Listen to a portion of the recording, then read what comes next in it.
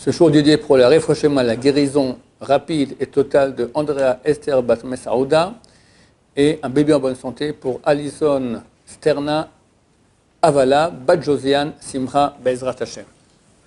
Ce bébé déjà né, parce que cette demande de dédicace date il y a quand même pas mal de temps, donc Bezrat Hashem qui continue à vivre en bonne santé et qui devienne quelqu'un de très bien. Amen, amen.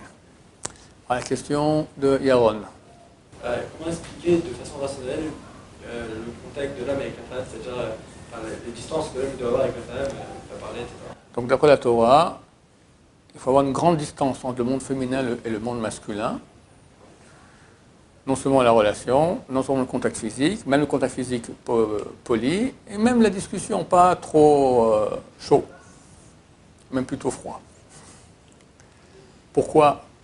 Alors, du point de vue mystique, on peut expliquer beaucoup de choses. Toi, tu veux une explication rationnelle. C'est difficile, mais je vais l'expliquer.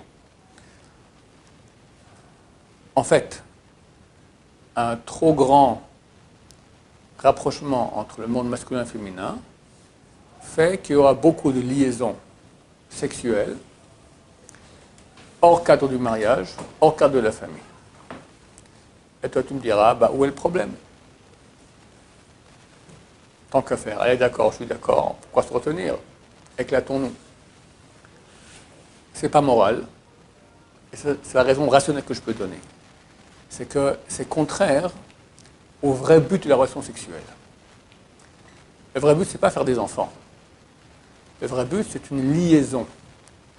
Que le corps, le physique, soit un support à une liaison, un rapprochement extrêmement grand entre les âmes du mari et de la femme. Tu peux me dire alors, mais aussi hors mariage, je peux avoir maintenant une copine attitrée depuis 20 ans, on s'adore et tout va très bien. Non, c'est quand même différent. Là, je suis obligé de faire rentrer quand même un tout petit peu de mystique, parce que quand on se marie, alors une partie de l'âme de l'homme rentre dans le corps de la femme, dans l'âme de la femme. Une partie rentre dedans. Et donc on est lié au niveau des âmes. Et en fait, la relation physique, elle est en fait un aboutissement d'une réalité de l'âme qui existe.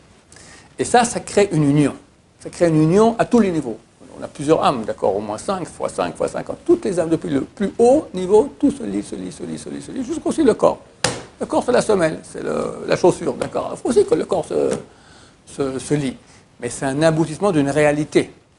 Alors que si c'est des relations hors mariage, sans rien du tout, c'est pour kiffer.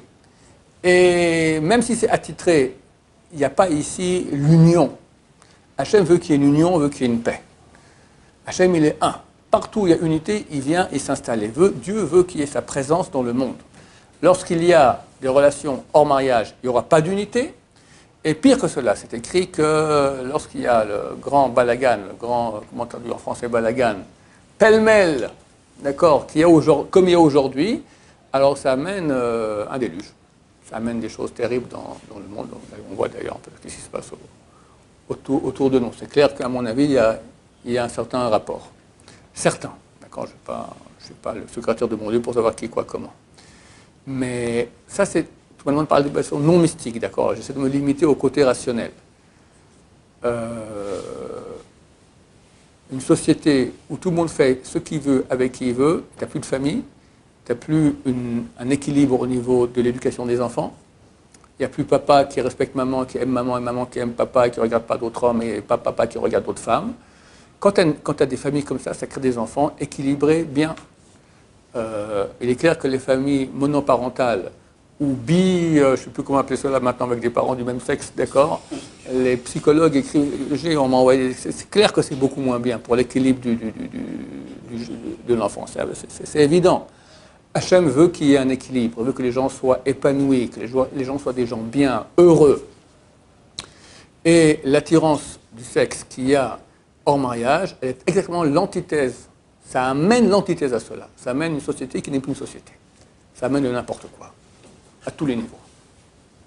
Ça, c'est sans la mystique. D'après la mystique, c'est la source de tous les malheurs. Parce que tu utilises, je peux expliquer aussi un peu rationnellement, en quelque sorte. Après tout, tu utilises la force la plus puissante qu'il y a au monde de création. C'est pas que tu manges Quelqu'un, il mange du porc. Ok, ça a l'air. Manger du porc, manger un porc. Le porc, on l'a égorgé, on ne peut pas égorger, on l'a flingué, d'accord. Tu manges du porc. Bon, c'est ton affaire avec ton porc et avec ton estomac. Mais là, maintenant, quand on parle d'ébauche sexuelle, tu prends la puissance la plus grande que Dieu a donnée à l'être humain, celle de créer. C'est parce qu'il y a 3 associés à la création d'un enfant, papa, maman et Dieu. Donc tu prends une force divine de création et tu l'utilises contrairement à ce qu'Hachem veut. C'est pas pour l'union du couple, c'est pas pour procréer, c'est pas dans le cadre de la famille. Les commentateurs, ils donnent un exemple. Le Ravot il dit comme ça. Il dit, qu'est-ce qui se passe quand tu utilises les forces que Dieu t'a données contre Dieu? À quoi ça ressemble? Tu as un petit gosse, il a 3 ans. Il dit, papa, prends-moi dans tes bras. Pourquoi mon fils? Je veux te flanquer une tarte et j'arrive pas depuis en bas. C'est exactement ça, d'accord?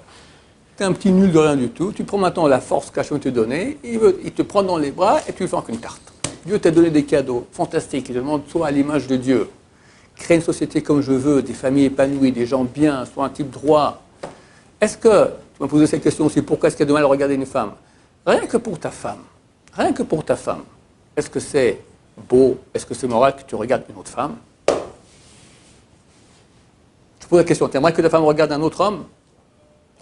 Pas qu'elle regarde un autre homme, qu'elle regarde un autre homme comme toi tu regardes une femme. C'est encore pire, parce qu'une femme quand elle regarde un homme, c'est encore gentil, mais un homme comme il regarde une femme, si la femme savait qu'est-ce qui se passe dans la tête de l'homme quand il regarde une femme, elle partirait en courant. Au secours! Au secours!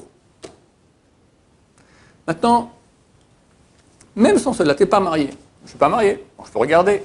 Non, je ne peux pas marier, je ne peux pas regarder. Maintenant, aussi au niveau moral, à part tout ce qui est mystique, d'accord, moral. Tu as un être humain en face de toi, je ne sais pas si tu as oublié, mais une femme c'est aussi un être humain, aussi, d'accord? Tu la réduis à une cuisse. C'est ça? C'est ça?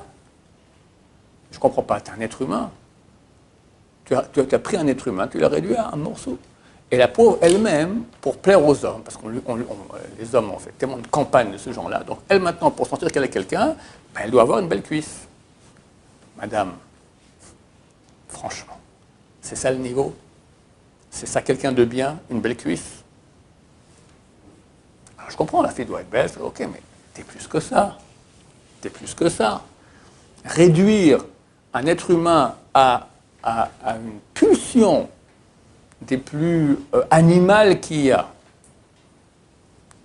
c'est très très dépression pour la personne, pour soi-même et pour la personne que tu regardes.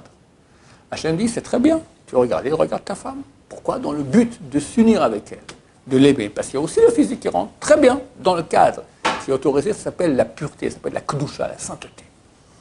Mais quand c'est hors du cadre qu'Hachem a voulu, parce que ça ne va pas faire avancer l'être humain ni la société, c'est mauvais pour la société, ça s'appelle la touma, ça s'appelle l'impureté. Et c'est très impur.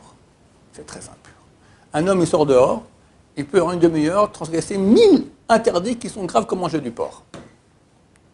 Hein, tu vas au sud de la France, Nice ou même à Paris, d'accord, au mois d'août, combien de bonnes femmes tu vois en une demi-heure? Chamiche-mort. Je ne parle pas maintenant des petites boîtes pourries que les gens ont, où on peut avoir la poubelle du monde est dedans. Chamiche-mort, chamiche-mort. C'est combien de gens m'ont écrit qui sont addictés au porno et ils souffrent terriblement de ça. Comme les drogués. Au début, tu fais comme ça, probablement, ça devient, tu as besoin de ta dose. C'est une souffrance terrible. Mais tu peux pas sans. Des gens qui pleurent jour et nuit, ils n'arrivent pas. Et combien de familles bousillées, combien de gens m'ont écrit, je vis mon père. J'ai surpris, j'ai compris. Ce que je dis à ma mère ou je ne dis pas à ma mère. C'est pas malheureux ça. Tout commence parce qu'on n'a pas de maîtrise des yeux. Il y a des choses qu'on regarde, des choses qu'on ne regarde pas, même en France. Même à Tel Aviv, même à Netanya. Pas facile, mais il y a un travail à faire, sinon, fichu. Le Rambam écrit que c'est une des 24 choses pour lesquelles on ne fait pas de chouva. Le regard sur une femme. Le type dit pourquoi? Qu'est-ce que j'ai fait? Je n'ai pas touché, je n'ai rien fait. Je profite de la belle nature que Dieu a créée. C'est bien. Hachem, Shahiyanou. Il fait une bracha en plus, d'accord? Pauvre type. Alors, Rambam dit les gens ne font pas de chouva là-dessus. Il a fait l'adultère, il a fait des trucs. Le pauvre, toute sa vie, il est en en regret terrible. Mais sur qui regarde tous les jours, il ne fait pas tchouva là-dessus. Alors que c'est interdit. La Torah, tout le temps dans le Kriyat Shema. Shema Israël, v'lo tatouhu harenechem. Vous ne procédurez pas après vos yeux. C'est écrit. Tu lis 2 fois par jour. Alors, c'est pour qui on a écrit ça? Pour les ânes? Pour les rabbins, peut-être. Que nous aide à protéger nos yeux, à protéger notre sainteté, surtout Yad Teshuvah. Notre Hachem, ainsi, nous serons sauvés très bientôt. C'est marqué que celui qui fait attention à ses yeux, alors il verra la Shrina qui revient à Jérusalem. C'est pour les semaines à venir. Celui qui a les yeux pourris, comment tu vas voir? Même si tu veux regarder, tu ne verras rien, tu seras aveugle. Ah, mais qu'est-ce qui se passe? Ah, qu'est-ce qui se passe? Mais tu as fait quoi avec tes yeux avant? Trop tard, Balthazar. Tu fais de choix maintenant. Trop tard, Balthazar. Baruch Adonai, l'olam, amen, amen.